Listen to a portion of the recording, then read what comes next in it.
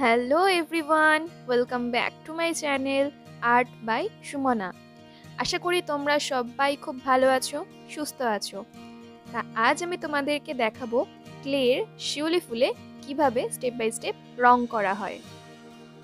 আর আমি এখানে first coating আগেই করে নিয়েছিলাম, তাই ফার্স্ট কোটিং করার পর এটা আমি তোমাদের সেকেন্ড কোট থেকে দেখাচ্ছি।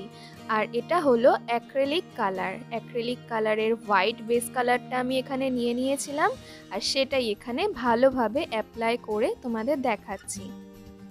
যেমন কি আমরা সবাই জানি শিউলি ফুলের কালারটা সাদা হয় আর মাঝখানটা অরেঞ্জ হয়, তাই এই বেস কোটটাই সাদাটাই আমি রেখে দেব। আর এখানে সেকেন্ড কোট করার পর তোমরা দেখতে পাচ্ছ আমার ডান হাতের শিউলি ফুলটা জাস্ট এক কোট করা ছিল, তাই ফার্স্ট কোট আর সেকেন্ড কোটের মধ্যে কতটা পার্থক্য সেটা তোমরা কিন্তু ক্লিয়ারলি দেখতেই পেলে। তাই একটা সেকেন্ড কোট করার পর আমি আরেকটাতেও সেমভাবে সেকেন্ড কোটটা অ্যাপ্লাই করে নিচ্ছিলাম। আর রঙটা মনে রাখতে হবে বেশি কিন্তু নেওয়া যাবে না, মানে বেশি মোটা করা যাবে না, পাতলা পাতলা লেয়ার দিতে হবে, তাহলে তাড়াতাড়ি শুকিয়েও যাবে আর ভিতরটা কাঁচাও থাকবে না। সেকেন্ড কোটটা হয়ে যাবার পর আমি ওটা ভালোভাবে শুকিয়ে নিয়েছিলাম। শুকিয়ে নেবার পর তবেই কিন্তু থার্ড কোট অ্যাপ্লাই করব। আর এটাই হলো থার্ড কোটের অ্যাপ্লিকেশনটা তোমাদের দেখাচ্ছি। দেখো সেকেন্ড কোটের থেকে কতটা পার্থক্য বোঝা যাচ্ছে। এইভাবেই আমরা 3 কোট সাদা কালার অ্যাপ্লাই করে নেব, তাহলেই দেখবে প্রপার সাদা কালারটা চলে এসেছে। আর এই শিউলি ফুলটা ক্লে দিয়ে আমি কিভাবে বানালাম সেটার কিন্তু টিউটোরিয়াল আমি অনেক আগেই আপলোড করে দিয়েছি। যদি তোমরা কেউ দেখতে চাও ডেসক্রিপশন বক্সটা অবশ্যই চেক করো, সেখানে আমি লিঙ্কটা প্রোভাইড করে দেওয়ার চেষ্টা করব। অথবা তোমরা কমেন্ট বক্সটাও চেক করতে পারো, সেখানেও আমি চেষ্টা করব লিঙ্কটা শেয়ার করে দেওয়ার।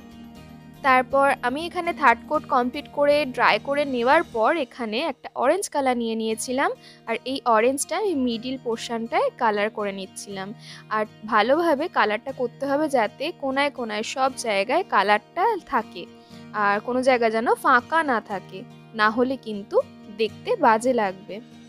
আর এই অরেঞ্জ কালারটা করার পর তোমরা দেখতেই পাচ্ছ কতটা সুন্দর শিউলি ফুলের লুকটা চলে এসছে। আর কি, আর কোনো কিছু করাই বাকি নেই, জাস্ট এবার ভার্নিশিং করার অপেক্ষায়। তাহলে আমরা এই সব কালারগুলো করে নেওয়ার পর ভালোভাবে কিন্তু ড্রাই হতে দেব। ড্রাই যতক্ষণ না হচ্ছে ততক্ষণ কিন্তু আমরা ভার্নিশিং করতে পারবো না। তা ভালোভাবে ড্রাই হয়ে যাওয়ার পর আমি এখানে এই যে তোমাদের দেখাচ্ছি কতটা সুন্দর লাগছে, কিন্তু ভার্নিশিং তো করতে হবে, তাই আমি এখানে অন্য আর একটা ব্রাশে ভার্নিশ নিয়ে নিয়েছিলাম।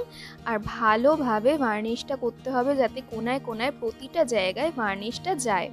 আর যেরকম ফ্রন্ট সাইডেও আমরা ভার্নিশ করছি সেরকম ব্যাক সাইডেও কিন্তু ভার্নিশ করে নিতে হবে। ভার্নিশ একবার না হলে তোমরা দুবারও করতে পারো। আর এটা অন্তত মানে 15 মিনিট অন্তত ভালোভাবে ড্রাই হতে দেবে।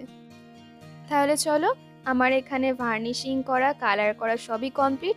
এইবার দেখো আউটডোরে কিছু ফটো তুলেছিলাম কতটা সুন্দর লাগছে।